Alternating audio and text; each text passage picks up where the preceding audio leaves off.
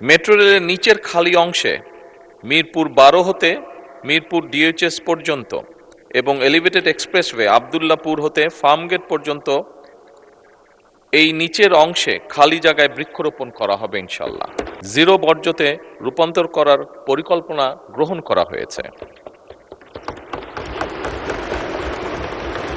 মাননীয় স্পিকার, ঢাকা উত্তর সিটি কর্পোরেশনের আওতাভুক্ত বিভিন্ন এলাকায় নগর বনায়ন, মিয়াওয়াকি ফরেস্ট, এটা জাপানিজ একটি ফরেস্ট, এক ধরনের ছোট ছোট উন্মুক্ত মিডিয়াম জিরো সয়েল সবুজে আবৃত করার চেষ্টা করা হচ্ছে।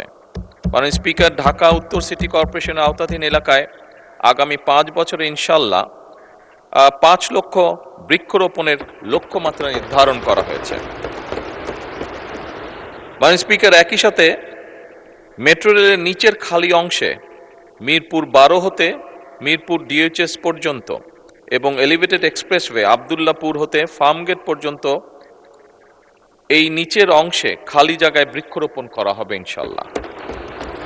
পাশাপাশি রাজধানী ঢাকাকে ক্লিন এবং গ্রিন সিটি রূপে গড়ে তোলার লক্ষ্যে পরিবেশ অধিদপ্তর কর্তৃক ঢাকা শহরের পরিবেশ দূষণ নিয়ন্ত্রণের অগ্রাধিকার দেওয়া হয়েছে।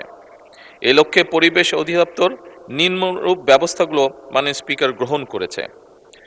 মাননীয় স্পিকার, অনেকগুলো ব্যবস্থা আছে, আমি যদি পড়ি স্বাভাবিকভাবেই সময় অনেক লাগবে, সেই জন্য আমি এটা অনুরোধ করব পঠিত বলিয়া গণ্য করা হোক। মাননীয় স্পিকার, ধন্যবাদ। ধন্যবাদ মাননীয় প্রধানমন্ত্রী। উত্তরের বাকি অংশ পঠিত বলে গণ্য করা হলো।